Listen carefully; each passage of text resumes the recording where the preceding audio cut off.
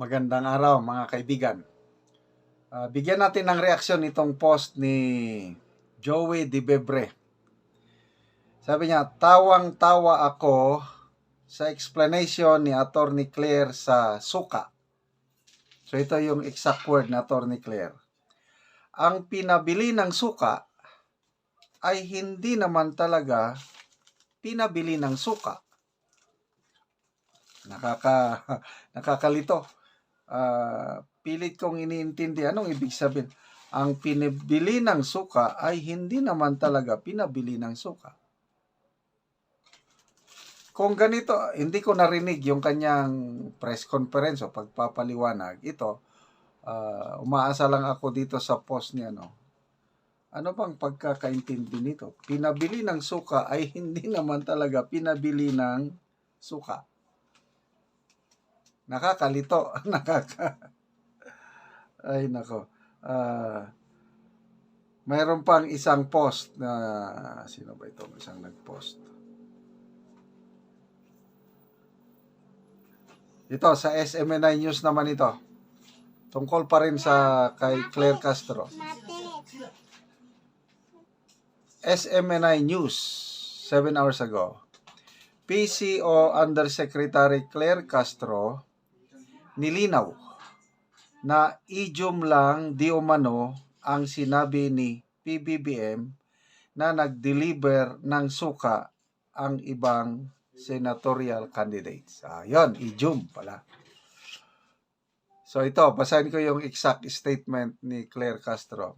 It's just an idiom na sinabi when we say nag-deliver ng suka, it means baguhan. Ganun ba yun? Baguhan.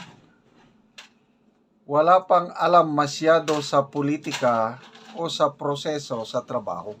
Lalong negative campaigning ito. Kung ganyan ang ibig sabihin. Walang binatbat. Walang karanasan. Ganun ba yun? Attorney Vic Rodriguez, walang karanasan? Congressman Marcoleta, walang karanasan?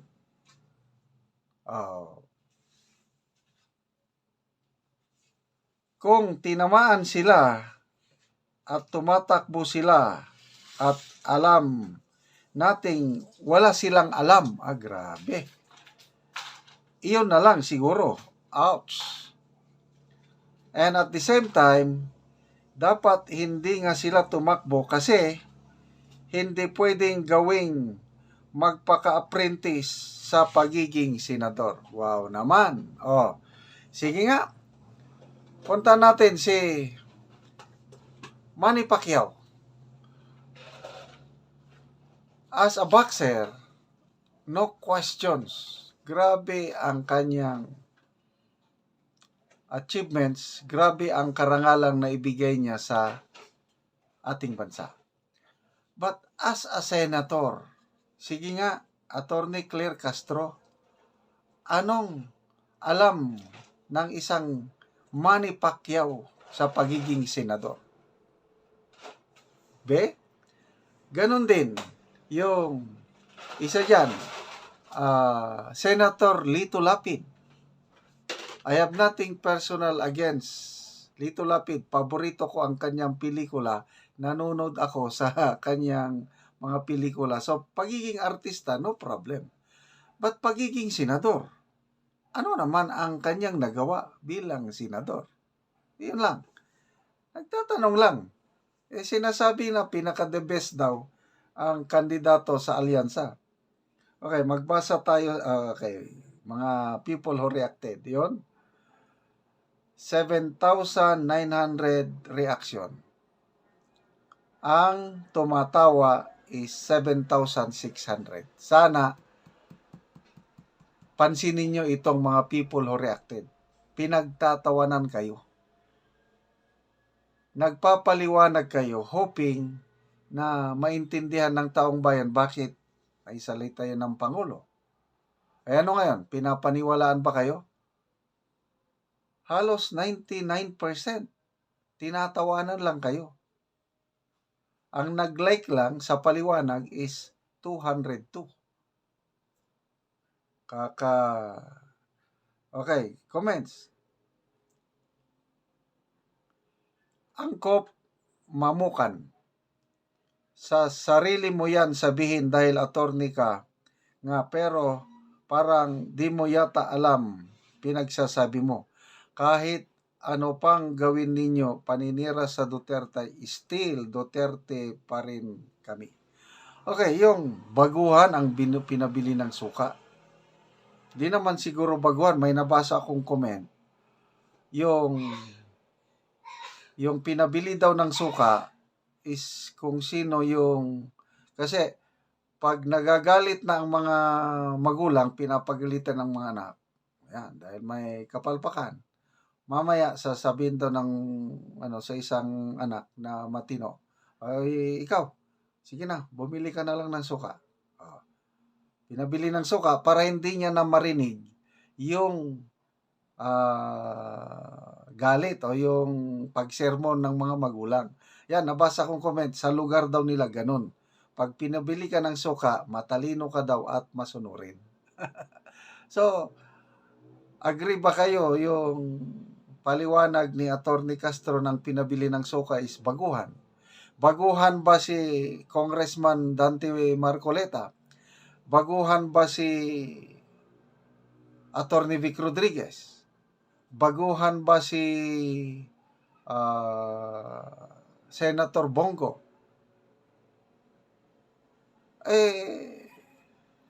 Anyway, yun ang paniniwala nila na pinaka-the best daw ang kandidato nila.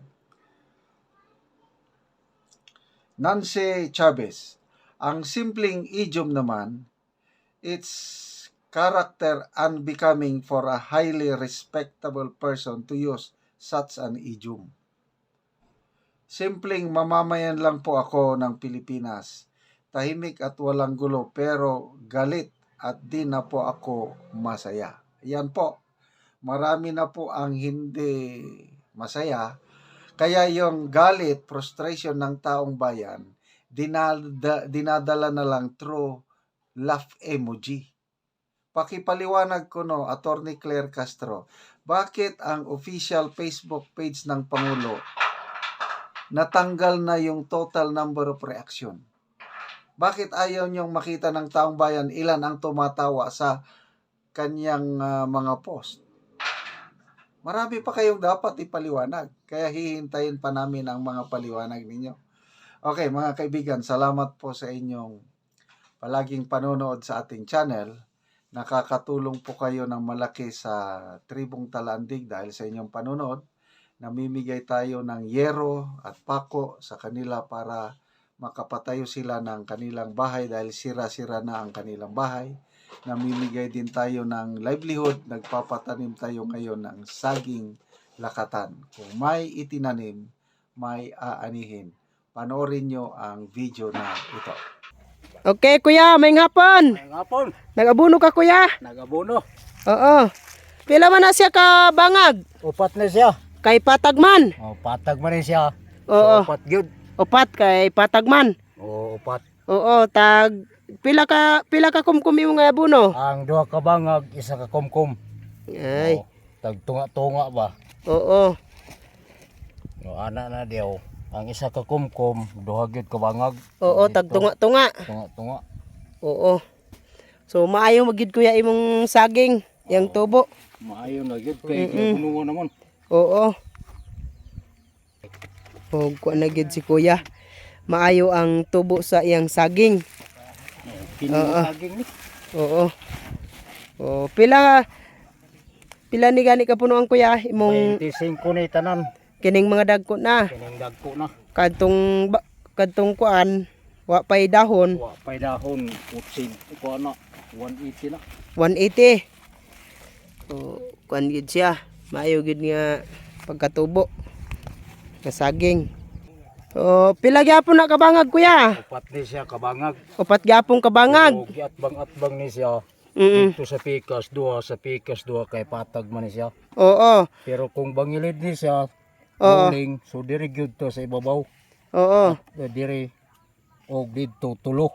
Oo. Upat yapon diri dito diri. Mm. Ana gyud yapon. Oo, kung bangilid na sa ibabaw Kay ang mo ana man ang abono dito sa ubos. mm, Kung dirita sa ubos, dito man mo paingon ang tubig atong o ang abono. abono. Pero dito sa ibabaw mo ana gyud dito sa kuan. Mm. Yang gamot.